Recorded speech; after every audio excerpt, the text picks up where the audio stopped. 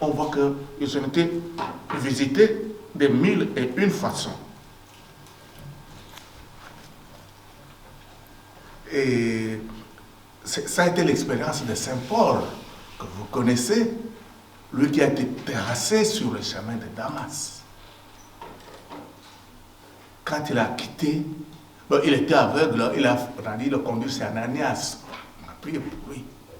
Mais cet homme, après, il a dit, la justice des hommes, ça ne m'intéresse pas. Ce qui m'intéresse, c'est la justice de Dieu. Dieu seul, c'est cette justice qui m'intéresse, pas ce que disent les hommes. Beaucoup de gens. Il y a quelqu'un, en France, un grand écrivain, un homme très connu, qui s'appelle André Frossard, probablement qu'il y en a qui le connaissent. Un jour, il va se recueillir à l'église Notre-Dame en France. On ne connaissait pas sa vie chrétienne. Ce n'est pas devant le Saint-Sacrement ou quoi.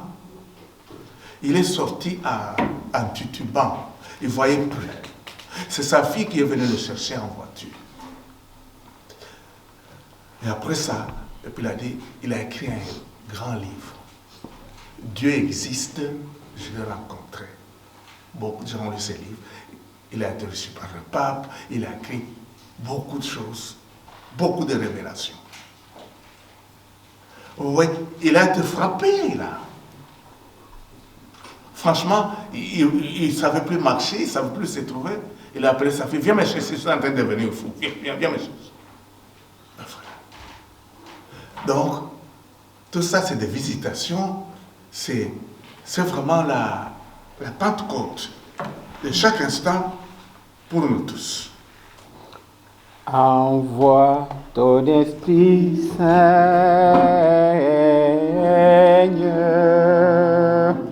et tout sera créé.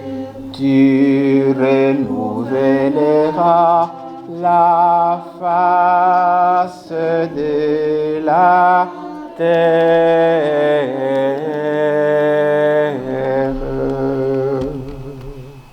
Voilà. Et franchement, le travail de Saint-Esprit, de notre conversion, se trouve dans l'Esprit Saint. Et ça se passe très bien. Et je peux vous donner encore l'exemple. On ne peut pas se convertir, on ne peut pas chercher à ressembler à Jésus-Christ par nos propres moyens, limités. Vous savez, beaucoup ont essayé.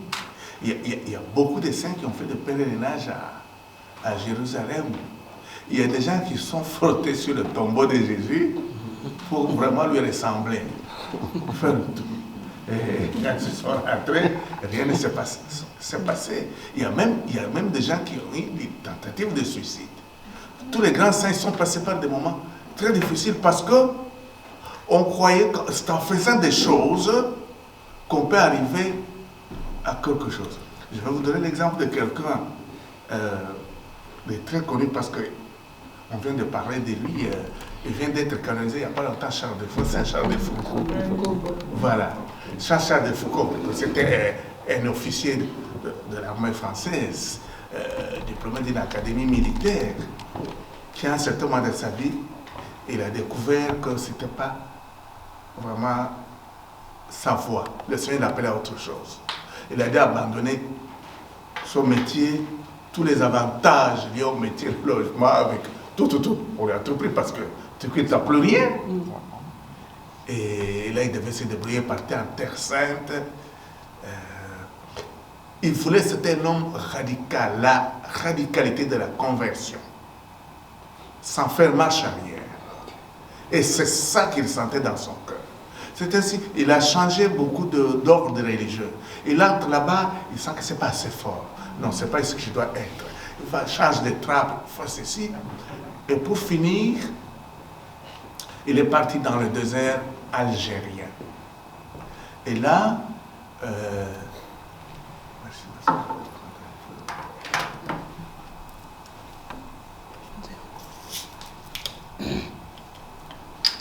le grand jour s'est levé, Dieu nous a visité. Voici le temps nouveau. Chantons gloire à l'agneau. Nous recevons de Christ ce qu'il avait promis, le Saint-Esprit est là. Le Saint-Esprit est là. Le Saint-Esprit est là. La mort a disparu. Dieu donne un plein salut. Et sur le monde entier, le grand jour s'est levé. Le Saint-Esprit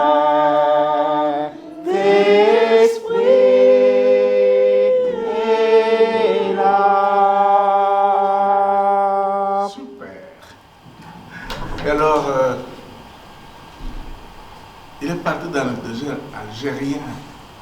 Il voulait convertir le musulman. Pour convertir un musulman, il faut se lever tôt. Hein. Alors, il a essayé. Parce que lui, avec toute sa force, toute son énergie, même physiquement, il était très au point. C'est quand même un ancien officier. Même il a tout utilisé, même les muscles, mais franchement, ça marche. Il est parti d'échec en échec. Ça n'allait pas. Et ça le rendait malade. Mais comme c'était un homme de prière, voilà, il avait des moments de prière et d'écoute. Là, il a senti une fois que ce n'est pas de cette manière-là qu'il devait procéder. Il a changé. C'est-à-dire, vraiment, s'est rempli lui-même de la parole de Dieu, de Jésus-Christ et de l'Esprit de Dieu, ce qui est la même chose. Vous avez Jésus, vous avez l'Esprit, vous avez l'Esprit, vous avez Jésus, tout ça dans la prière. Donc, c'est rempli d'abord soi-même, et puis il a rencontré des gens, parler de n'importe quoi, manger un petit bois ensemble, comme ça. C'est ça qu'il a commencé à faire. Aller vers les gens se rendaient compte que c'était un homme très gentil. Il rendait service. Comme on lui a envoyé de la nourriture, il avait construit 30 là au désert. Sa table était toujours ouverte. Tous ces musulmans venaient manger, tout ce monde-là.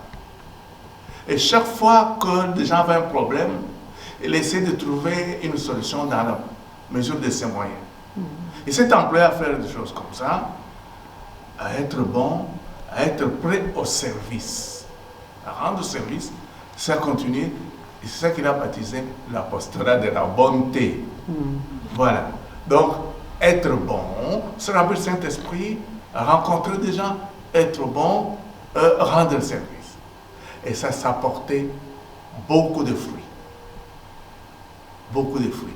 Déjà, à la béatification, il y avait beaucoup de musulmans. Tous ces imams barbus, ils étaient là très nombreux.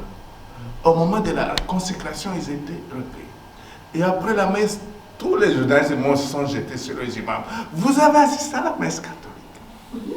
Et vous avez écrit à la consécration. Jésus-Christ. Mais c'est pas correct. Il dit, écoutez, pour celui-là, on a dit enfant de Noël. C'est notre frère, celui-là. Vraiment. Pour lui, allez, on a tout enfin. Laissez-nous tranquilles. Qu'est-ce que vous voulez qu'on vous explique? C'est notre frère. C'est notre frère. Vraiment. Vous voyez, ça a porté des fruits au-delà de nos frères. C'est pourquoi on l'appelle le frère universel. Oui.